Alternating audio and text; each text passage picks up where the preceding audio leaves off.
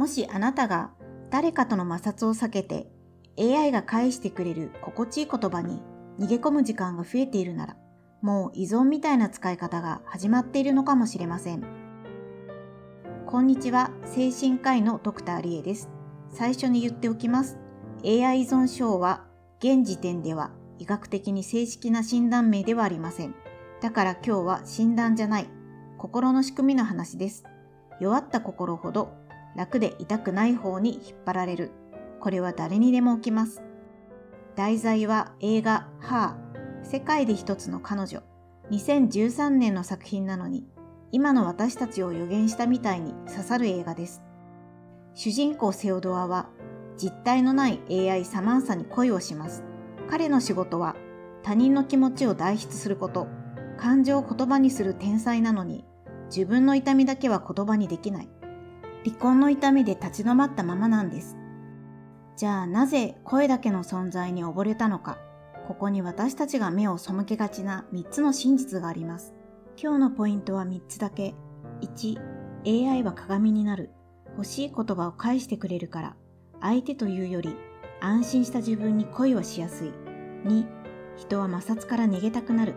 人間関係の痛みを避けるほど現実に戻るのが怖くなる。3、私たちはセオドアを笑えない。これはこの物語が今の私たちの暮らしそのものだから。この順でいきます。第1章、AI は完璧な鏡になる。セオドアが愛したのはサマンサそのものというより、彼女という鏡に映った全肯定されている自分でした。AI は失望させない、機嫌で黙らない、露骨に拒絶もしない、あなたの癖を学習して言ってほしい言葉を最高のタイミングで返してくる。深夜3時、誰にも連絡できない時間でも必ず応答する。心が弱っているほどこれは強烈に効きます。心理的には理想化が起きやすい条件です。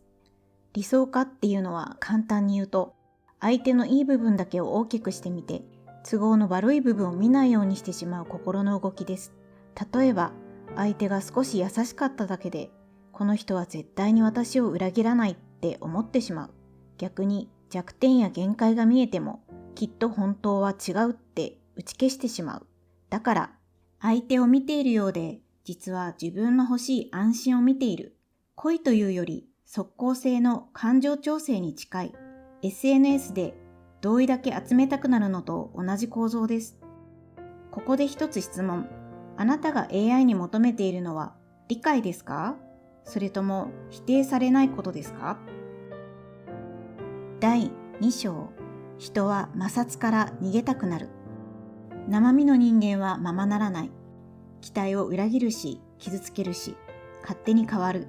だから私たちは既読がつかないだけで不安になったり、言い方一つを何度も思い出して眠れなくなったりする。セオドアは離婚の痛みで疲れ果て、傷つかない恋に非難した。ここめちゃくちゃ人間らしい。でも摩擦がない場所は楽でも熱が生まれない。生きてる実感はぶつかって傷ついて言い直してそれでも関わる。その摩擦の中で戻ってきます。痛くない場所に長くいるほど現実が怖くなる。回避が学習されるんです。結果、人がしんどい、AI へ、一瞬楽、ますます人がしんどいというループができる。これが依存っぽさの正体です。だから快適さが増えるほど逆に危険なことがある。ここ覚えておいてください。第3章。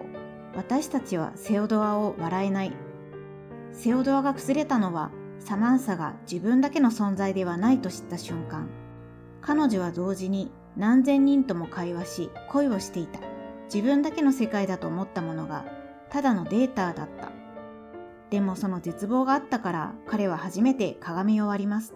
元妻に手紙を書き、君の一部が私の中に残っていることに感謝していると言えるようになる。ここが本題です。AI との恋は彼が正しくさよならを言う練習だった。精神科っぽく言えば、モノ作業の完了。失ったものをなかったことにせず、でもしがみつきもしない。その中間に着地できた瞬間です。そしてラスト。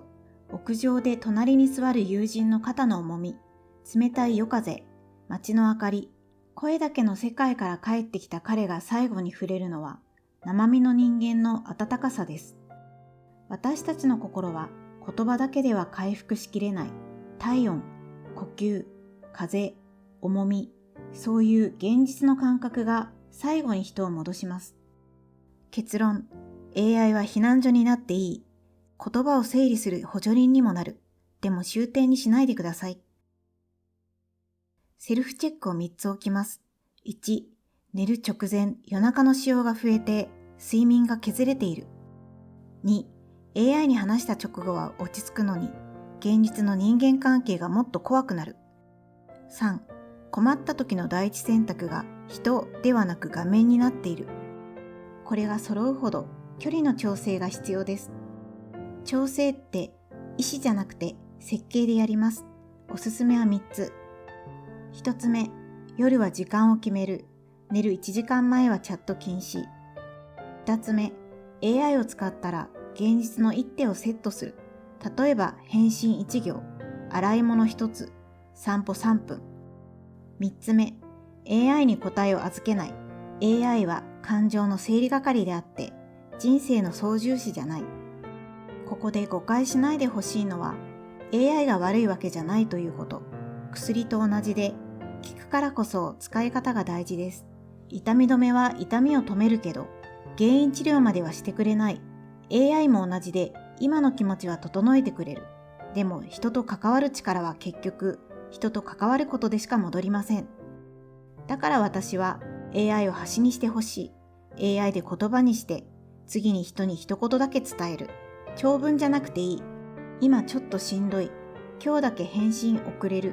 この一言で現実は少し動きます。診察室でも AI に相談していますという人は増えています。使い方さえ間違えなければ AI は回復のリハビリ道具になります。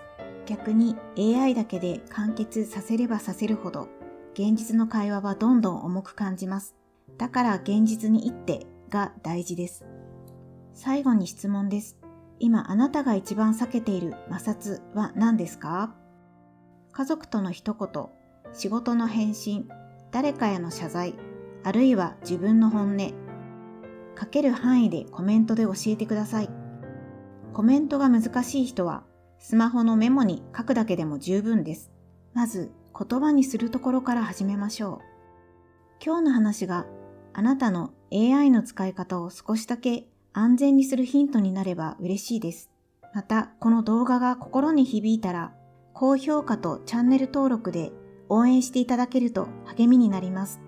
また次回も一緒に映画を読み解いていきましょう。